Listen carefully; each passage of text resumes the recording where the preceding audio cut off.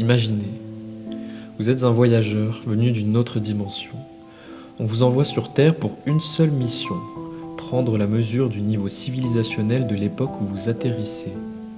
Vos outils sont simples, mais absolus. Des yeux pour voir, des oreilles pour entendre et un cœur pour comprendre. À peine arrivé, quelque chose vous frappe. Une lourdeur, une densité invisible qui pèse dans l'air. Alors vous décidez d'aller droit à l'essentiel. Vous n'avez pas le temps de rencontrer chaque être humain, vous devez faire un choix. Vous tendez l'oreille. Car la musique d'une époque révèle ce que les hommes sont, ce qu'ils désirent, ce qu'ils craignent. Alors vous écoutez. Pas les mots, pas les discours. Vous écoutez leur musique. Parce que elle, au moins, ne ment jamais. Et à travers elle, vous entendez l'époque. Vous entendez leur joie, leur violence, leur solitude, leur désir d'être aimé.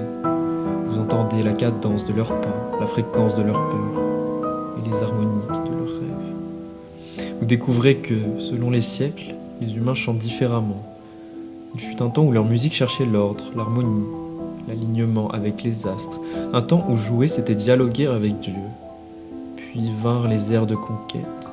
La musique devint une marche militaire, un cri de puissance, une affirmation du moi contre le monde.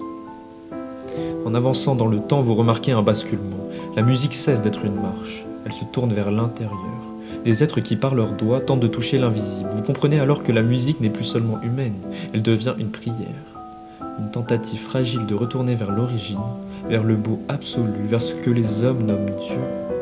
Chaque note cherche à ouvrir une brèche dans la matière. Chaque harmonie est une ascension, chaque silence, une confession. Pendant un instant de l'histoire, l'humanité semble comprendre que sa grandeur ne réside pas dans la puissance, mais dans la capacité à s'élever, à purifier son propre chaos par la beauté. Mais les cycles sont implacables. Ce que les hommes bâtissent dans la lumière finit toujours par se dissoudre dans l'ombre. Après l'élan vers le divin, revient l'ère du vacarme. Le moi reprend le dessus.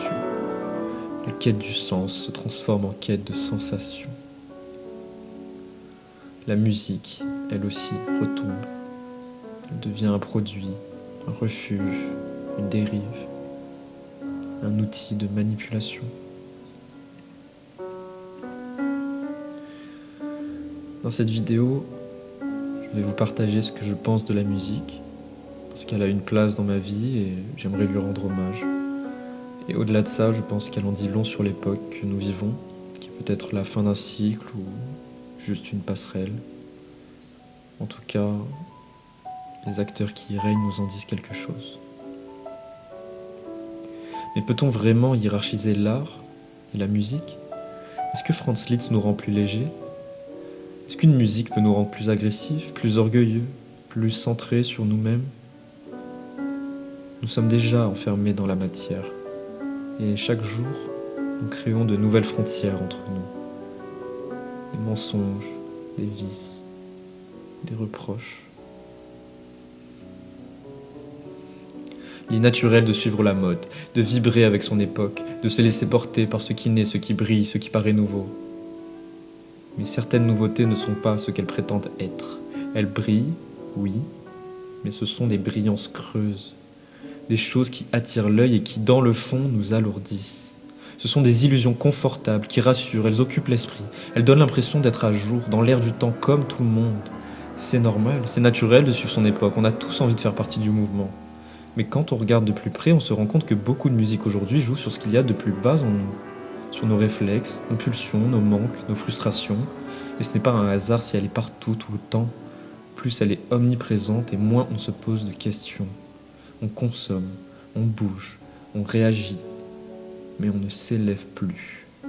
Pourtant, la fonction première de la musique, celle qui nous relie à quelque chose de plus grand, disparaît, elle ne rassemble plus, elle excite. Elle ne calme plus, elle agite. Elle ne questionne plus, elle détourne. Au lieu de nous aider à nous comprendre, elle active juste les instincts primaires. Elle appuie sur des zones sensibles, elle renforce ce qu'il y a de plus brut, de plus immédiat, de plus animal. Et au final, à force d'écouter les choses qui nous tirent vers le bas, on finit par y rester. Et quand une civilisation cesse de viser vers le haut, elle se contente du bas. C'est automatique. C'est même physiologique. Quand on ne regarde plus le ciel, on finit par ramper, sans même s'en rendre compte. La musique moderne ne cherche pas à nous élever, elle cherche à nous occuper, elle nous fait bouger, mais jamais elle nous éclaire. Mais pourquoi ? Parce qu'une population qui s'élève, qui ralentit, qui réfléchit, qui ressent vraiment, est beaucoup plus difficile à distraire et encore plus difficile à vendre. Alors on vous sert du rythme, du bruit, du choc. On nous donne de quoi bouger, mais jamais de quoi comprendre. Une musique qui parle au corps, mais jamais à l'âme, qui flatte l'ego, mais étouffe le silence intérieur, qui nourrit l'instinct, mais laisse mourir l'esprit. Et ce bombardement sonore permanent finit par nous modeler à notre insu. On se croit libre, alors qu'on est juste synchronisé. Synchronisé à des fréquences basses, celles qui ne demandent ni pensée, ni profondeur, ni responsabilité.